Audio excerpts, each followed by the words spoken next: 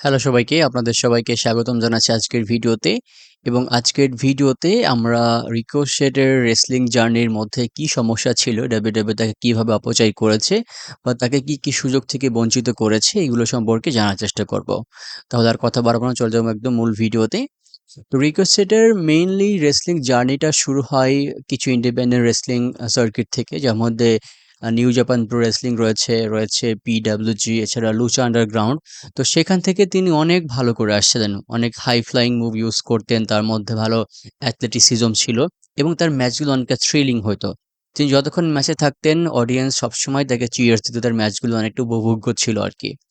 তো তাকে ডাব্লিউডাব্লিউ আনে এনএক্সটিতে 2018 সালে তিনি ডেবিউ করেন এবং সেখান থেকে তিনি প্রথম দিকে অনেক ভালো করতে থাকেন। মানে অনেক ভালো সুযোগ দেওয়া হয় তাকে, অনেক প্রথম দিকে তাকে টাইটেল শটে নেওয়া হয় এবং তিনি এনএক্সটির যে নর্থ আমেরিকান চ্যাম্পিয়নশিপ থাকে এটা তিনি জিতেন। তো পরবর্তী বছর 2019 সালেই তাকে হচ্ছে মেইন রোস্টার নিয়ে আসে এবং মেইন রোস্টারেও তাকে অনেক ভালোই পুশ দেওয়া হচ্ছিল এবং 2019 সালে তিনি হচ্ছে ইউনাইটেড স্টেটস চ্যাম্পিয়নশিপটা জিতে যান। তো এগুলো ছিল মূলত তার যে অ্যাচিভমেন্টের পাল্লা বা তার যে ভালো দিকগুলোর ডাব্লিউডাব্লিউতে এগুলো। তো পরবর্তীতে তিনি ইউএস টাইটেল জিতলেও সেটা খুব অল্প সময়ের জন্য হয় এবং এজে স্টাইলসের সাথে তিনি তার টাইটেলটা হেরে যান।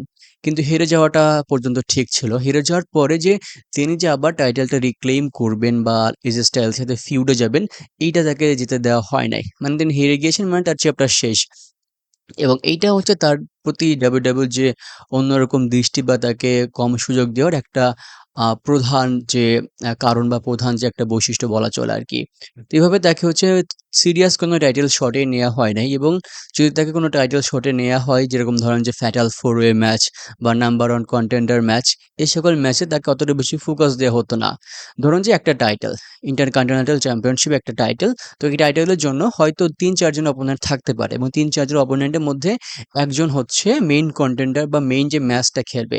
কিন্তু এই ৩-৪ জনের মধ্যে রিকোশেটের উপর কখনোই ফোকাস দেওয়া হতো না সেরকম, যে আমরা কখনোই বুঝতে পারতাম না বা আমাদের মনেও কখনো হতো না যে রিকোশেট এই টাইটেলটা জিততে পারে বা তাকে মূলত পুশ দেওয়া হচ্ছে বা তার স্টোরিটা অনেক ভালো, তিনি হয়তো টাইটেলটা জিততে পারেন আরকি।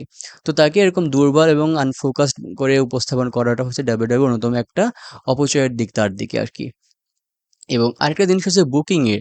তাকে দিয়ে ম্যাচ খেলানো হয়তো 50-50 আকারে। মানে ১ সপ্তাহ তাকে ম্যাচ খেলালে আরেক সপ্তাহ তাকে ম্যাচ খেলানো হতো না। ইভেন ১ সপ্তাহ তিনি যদি ম্যাচ জিততেন, আরেক সপ্তাহ তিনি ম্যাচ জিততেন না। অর্থাৎ তাকে দিয়ে অল্প ম্যাচ খেলানো হতো, ম্যাচ খেললেও তাকে হারানো জিতানো, এভাবে তার ক্যারিয়ারটা যাচ্ছিল আরকি। এবং ডাব্লিউডাব্লিউ তাকে রেসলিংয়ে বা রিংয়ে নেওয়ার মেইন রোস্টারের কারণটা ছিল তিনি কিছু ভালো ম্যাচ উপহার দেবেন, হাই ফ্লাইং মুভ ব্যবহার করবেন, রেসলার অডিয়েন্সকে তিনি হচ্ছে অনেক এক্সাইটমেন্টের মধ্যে রাখবেন। এগুলোর জন্য মূলত তাকে নেওয়া। মানে মূলত ম্যাচ খেলা। কিন্তু ম্যাচ খেলাটা একটা রেসলারের ক্যারিয়ার না। তাকে অবশ্যই নিজের ক্যারেক্টার ডেভেলপ করতে হয়। একটা স্টোরির মধ্য দিয়ে যাইতে হয়, বিভিন্ন ফিউডের মধ্য দিয়ে যাইতে হয়। কিন্তু এরকম কিছু না। তাকে একটার পর একটা ম্যাচ খেলানো হয়েছে এবং সেটার মাধ্যমে অডিয়েন্স তার শুধু ম্যাচটাই দেখেছে এবং তার যে পার্সোনালিটি সম্পর্কে, তার যে স্টোরি লাইন সম্পর্কে, এগুলো সম্পর্কে অতটা ভালো জানে নাই।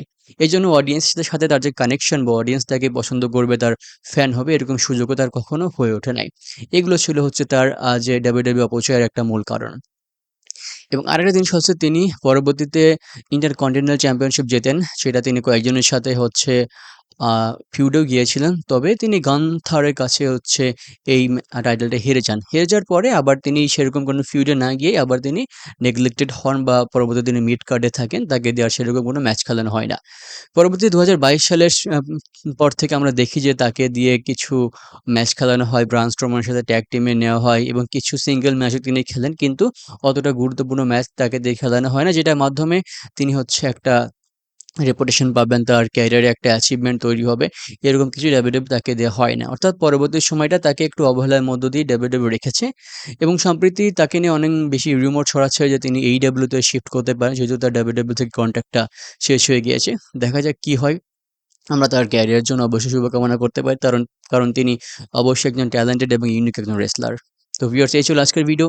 সম্পূর্ণ ভিডিও শেষ পর্যন্ত দেখার জন্য অসংখ্য ধন্যবাদ। সবাই ভালো থাকবেন, সুস্থ থাকবেন। সবার জন্য অনেক, অনেক শুভকামনা। আসসালামু আলাইকুম।